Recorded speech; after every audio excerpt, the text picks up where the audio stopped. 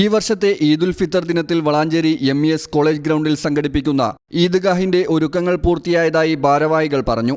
ഈദ്ഗാഹിൽ നിന്ന് സ്വരൂപിക്കുന്ന സംഖ്യ യുദ്ധക്കെടുതിയിൽ പ്രയാസമനുഭവിക്കുന്ന ഫലസ്തീൻ ജനതയ്ക്കും വളാഞ്ചേരി പാലിയേറ്റീവിനും നൽകുമെന്നും ഭാരവാഹികൾ വളാഞ്ചേരി പ്രസ് ക്ലബ്ബിൽ ചേർന്ന വാർത്താസമ്മേളനത്തിൽ അറിയിച്ചു.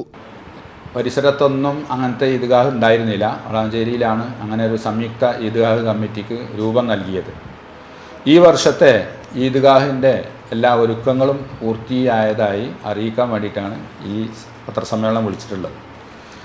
ഇപ്രാവശ്യത്തെ പ്രത്യേകത ഒന്ന്, സമയത്തിൽ വ്യത്യാസം വന്നിട്ടുണ്ട്. നേരത്തെ 7:30 ആയിരുന്നു.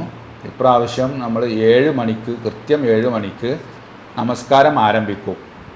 കാരണം വെയിൽ, ചൂട് ഇതൊക്കെ ഉള്ളതുകൊണ്ട് 7 മണിക്കാണ് നമ്മുടെ ഈദ്ഗാഹ് ആരംഭിക്കുന്നത്.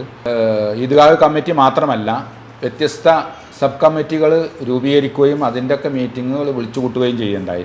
ഇവൻ്റ് മാനേജ്മെൻറ്റ്, ഗ്രൗണ്ട് സജ്ജീകരണം, സാമ്പത്തികം, പബ്ലിസിറ്റി, വളണ്ടിയർ, വാഹന പാർക്കിംഗ്, അതുപോലെ ഈദ്ഗാഹിൽ മധുരപലഹാര വിതരണം, ഇത്രയും സബ് കമ്മിറ്റികൾ നമ്മൾ രൂപീകരിക്കുകയും ആ സബ് കമ്മിറ്റികളൊക്കെ യോഗം കൂടി ഈദ്ഗാഹ് വിജയിപ്പിക്കാൻ ആവശ്യമായ തീരുമാനങ്ങൾ എടുക്കുകയും ചെയ്തിട്ടുണ്ട്. ഗ്രൗണ്ട് സജ്ജീകരണം, ലൈറ്റ് ആൻഡ് സൗണ്ട്, വാഹന പാർക്കിംഗ്, ഇവന്റ് മാനേജ്മെന്റ്, വളണ്ടിയർ എന്നീ സബ് കമ്മിറ്റികളുടെ യോഗം ചേർന്ന് പ്രവർത്തനങ്ങൾ വിലയിരുത്തി. രാവിലെ 7 മണിക്ക് ഈദ്ഗാഹിലെ നമസ്കാരം ആരംഭിക്കും. പണ്ഡിതൻ അൻസാർ അൻസാരി ഈദ്ഗാഹിന് നേതൃത്വം നൽകും. General convener doctor NM Mujeeb Rahman, secretary professor KT Hamsa, വിവിധ സബ് കമ്മിറ്റി കൺവീനർമാരായ T Abdul Khader, N Abdul Jabbar, KV Ameer Hamsa, Munavar Paramal, Anas VP, Kunhi Muhammad, K Hussain എന്നിവർ പരിപാടിയിൽ പങ്കെടുത്ത് സംസാരിക്കും. വാർത്താ സമ്മേളനത്തിൽ Munaveer Paramal, professor KT Hamsa, T Abdul Khader, KT Ali തുടങ്ങിയവർ സംബന്ധിച്ചു.